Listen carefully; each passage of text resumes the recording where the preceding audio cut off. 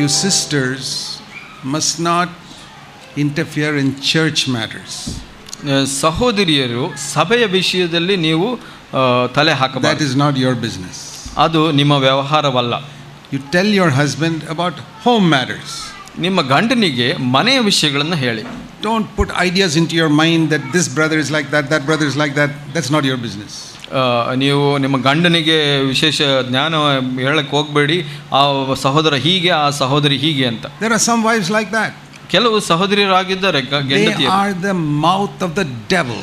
ಅವರು ಸೈತಾನನ ಬಾಯಿಯಾಗಿದ್ದಾರೆ. The accuser of the brethren. The devil is called the accuser of the brethren in Revelation 12.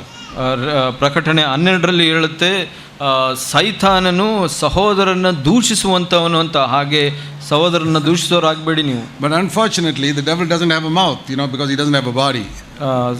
ಸೈತಾನನಿಗೆ ಅವನಿಗೆ ಶರೀರ ಇಲ್ಲದೆ ಇರೋ ಕಾರಣ ಬಾಯಿ ಇಲ್ಲ. So he looks around for a mouth.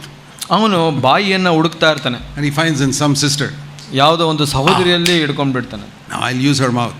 ನಾನು ಆಕೆಯ ಬಾಯಿಯನ್ನು ಉಪಯೋಗಿಸ್ತೀನಿ. Accuse people, ಬೇರೆ ಜನರನ್ನ ದೂಷಿಸೋದು, to her husband, ತನ್ನ ಗಂಡನಿಗೆ ದೂಷಿಸೋದು. And the poor stupid husband listens to his wife. ಒಬ್ಬ ಮೂರ್ಖ ಗಂಡ ಅದನ್ನ ಕೇಳಿಸ್ಕೊಳ್ತಾನೆ. And his attitude to somebody in the church changes. ಸಭೆಯಲ್ಲಿ ಕೆಲವರ ಬಗ್ಗೆ ಅವನ ಮನೋಭಾವ ಬದಲಾಗುತ್ತೆ. I want to say to all of you sisters, don't become a mouth for the devil. ನಾನು ಸಹೋದರಿಯರಿಗೆ ಎಚ್ಚರಿಸಲು ಬಯಸ್ತೀನಿ, ನೀವು ಸೈತಾನನ ಬಾಯಿ ಆಗಬೇಡಿ. Let the brothers deal with church matters, you deal with home matters.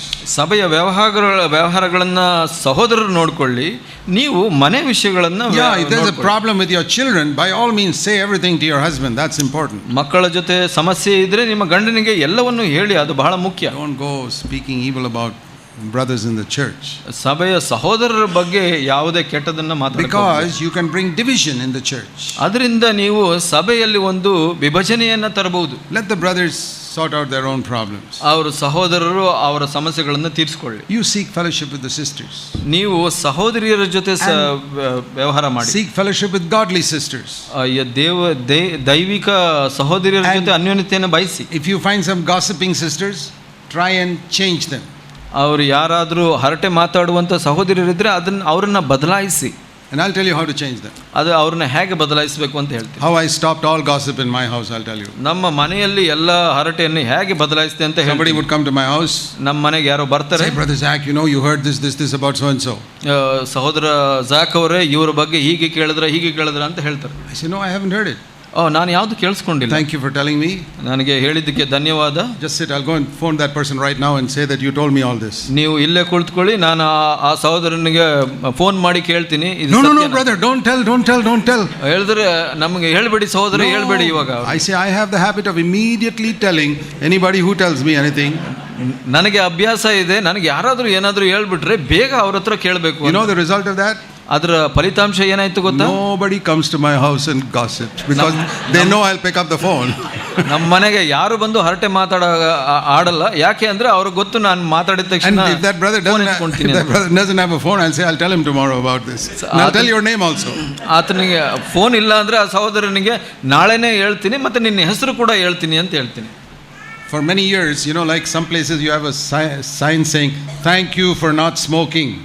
So ನೀವು ನೋಡಿದಿರ ಕೆಲವು ಕಡೆ ಧೂಮಪಾನ ಮಾಡಬೇಡಿ ಅಂತ.